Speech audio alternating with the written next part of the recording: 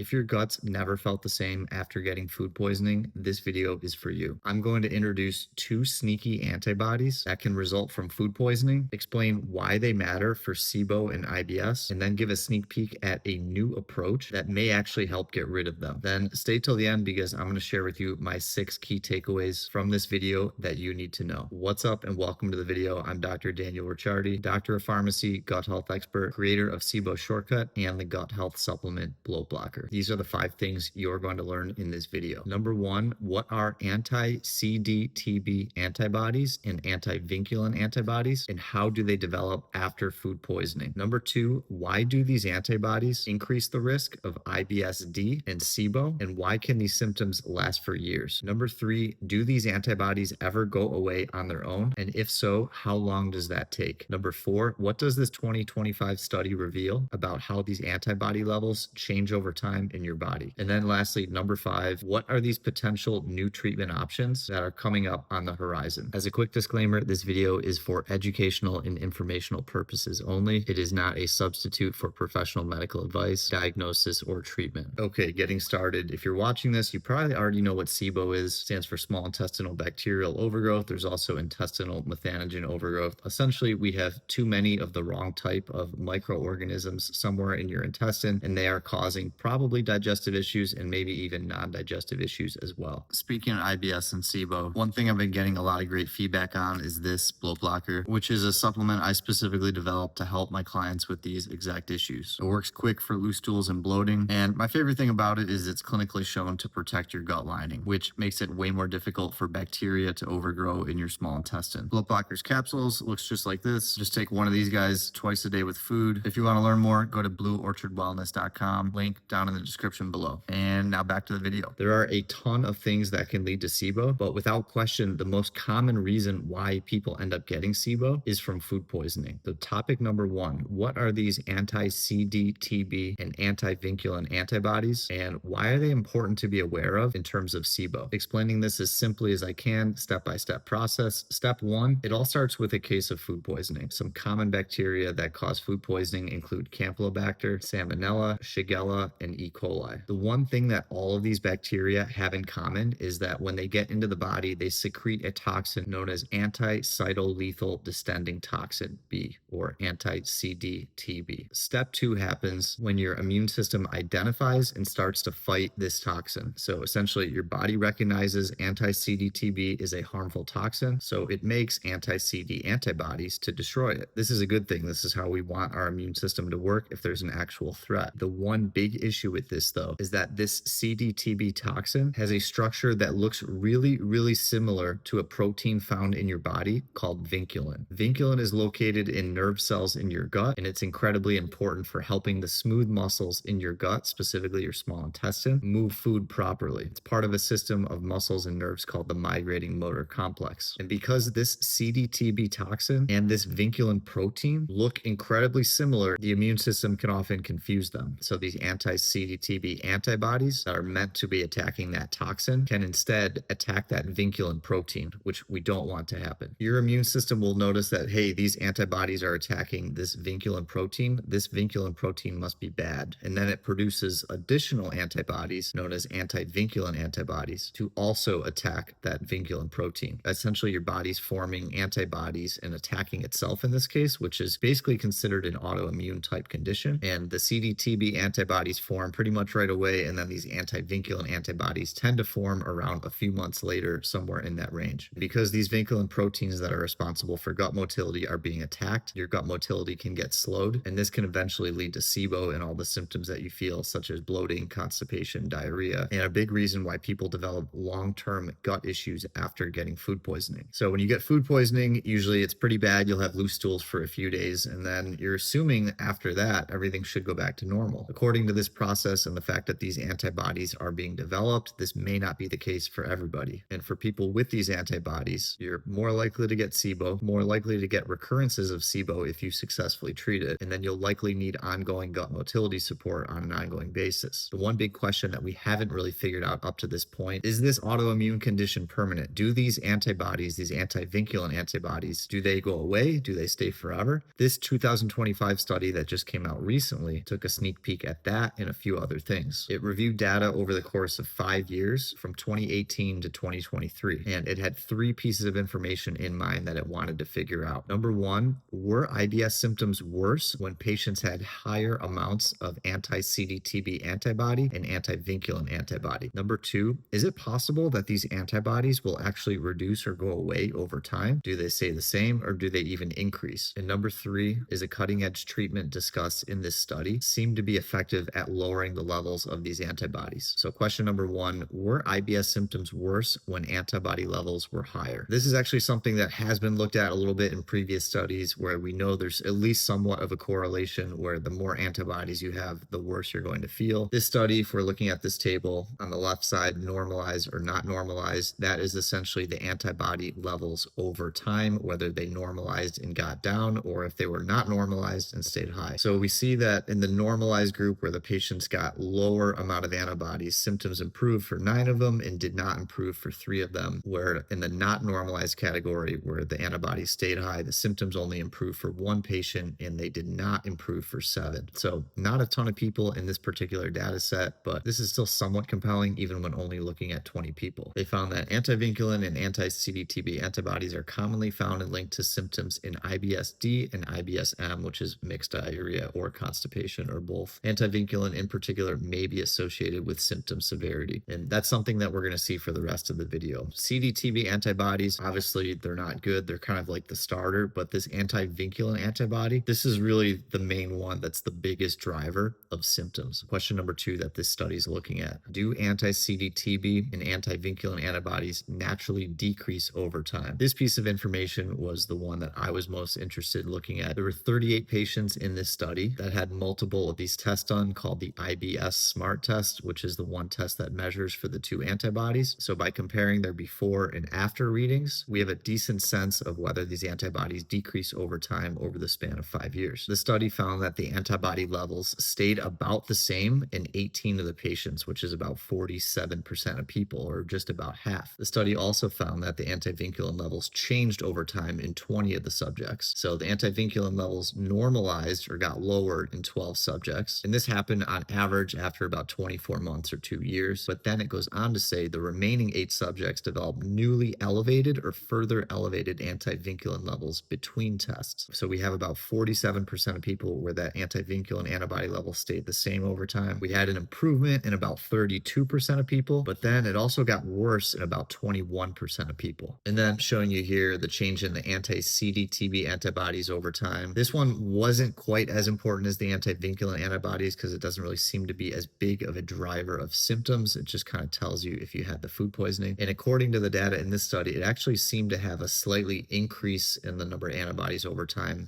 as the trend line shows. All right, question number 3 from this study. Does this specific new treatment that we're going to look at seem to help with lowering the levels of antibodies? I did mention this in a previous video, probably about 6 months ago, that Dr. Mark Pimentel did, who's basically the biggest SIBO researcher. He was mentioning that some sort of treatment would be coming out in the future, and this is mainly for patients with IBS-D diarrhea type symptoms, which it's really more for patients that have the hydrogen dominant SIBO or the hydrogen sulfide SIBO. Perhaps could have some application for the methane folks, but we really don't know at this point. If you want to see this video, I'll link it up here. The 2 types of treatments discussed in this video, the first is known as plasmapheresis exchange, or PLEX, P-L-E-X for short. Essentially, this is like using a filter to try to wash out these antibodies that we don't want from your blood so they stop causing problems. And the other one was intravenous immunoglobulin, or IVIG. This is kind of like giving your body a big dose of smart antibodies to help your immune system stop attacking the wrong things, which in this case is the vinculin proteins. If we look at some of the data here, again, not a ton of patients, but if you look at the ones in the IVIG and the PLEX plasmapheresis line, the antibody quantities normalized for 5 out of the 8 people. And in the other group, which they just termed usual care, which I think just means doing basic stuff that you would to try to reduce symptoms, the antibodies only normalized in 4 out of the 18 patients. So definitely a noticeable difference. Obviously not a ton of patients to compare this to, but from the data in this particular study, it does seem like it could be promising. Just to be clear, I don't know for sure if these 2 types of treatments, the plasmapheresis and the IVIG, I don't know if that's what Dr. Mark Pimentel is coming out with whatsoever. I'm just speculating because this research was done in the past year, so it might be related. It'll be interesting to see if more research or data or information comes out on this in the future. Hopefully there'll be a lot more as we go into 2026. All right, now for my 6 main takeaways from this video that you should remember. Number 1, food poisoning can trigger anti-CdtB and anti-vinculin antibodies to be produced. This can disrupt gut motility and lead to an increase in the risk of SIBO. Number 2, anti-vinculin antibodies form because your immune system mistakes your own gut proteins for the bacterial toxin CdtB. Number 3, these antibodies can persist long after the initial food poisoning infection is gone and contribute to ongoing IBS-D and SIBO symptoms. Number 4, a 2025 study showed that anti-vinculin levels can decrease over time, but they can also stay the same or even increase. Number 5, for patients who saw anti-vinculin levels normalize, on average, it took about 24 months or about 2 years. And number 6, plasmapheresis exchange and intravenous immunoglobulins IVIG may have a future role in treating patients with SIBO and reducing IBS symptoms. That is all for today. If you enjoyed the video or found it helpful, please like and subscribe to my channel for more related content. Since you watched till the end, I think you'll enjoy one of these 2 videos here next. Thanks so much for watching, and I'll see you in the next video.